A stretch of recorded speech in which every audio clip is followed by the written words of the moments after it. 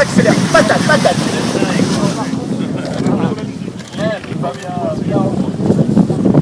Ce matin, nous avons voulu montrer à ceux qui pratiquent le parapente que nous étions à leur côté. Ce site est entretenu par les services de l'IRT, entre dans le cadre de notre mission au comité départemental du tourisme.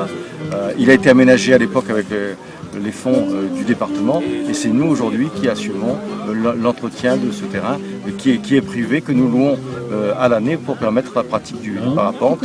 Sur ce site, il y a plus de 100 000 vols par an. C'est un site qui permet la pratique du parapente plus de 300 jours par an, ce qui est remarquable.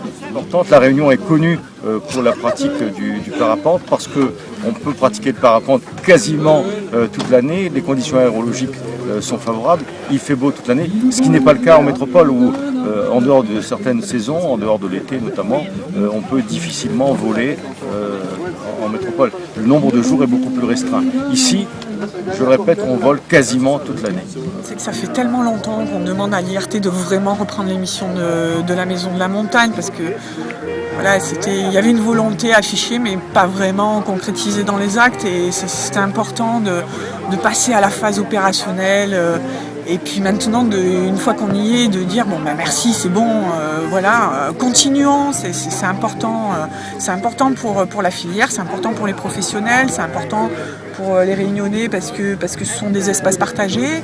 Et puis c'est important pour l'IRT de montrer que on est capable de faire de la promotion, mais on est aussi capable de se mettre en lien avec le produit pour après assurer sa promotion. Et ce lien, il est très important.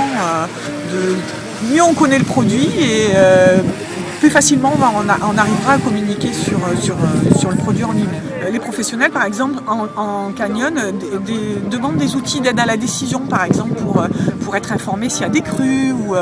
Donc, moi, je vais faire le relais auprès de l'IRT en disant aidez-nous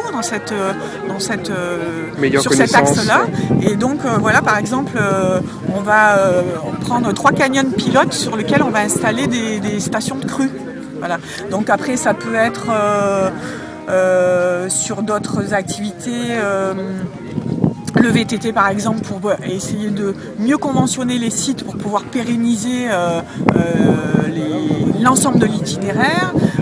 Sur la plongée, notamment, là en ce moment on est confronté au risque requin et sur la partie surf, l'IRT va travailler avec le monde de la plongée pour essayer de recréer une synergie entre ces deux activités pour une meilleure occupation de la colonne d'eau.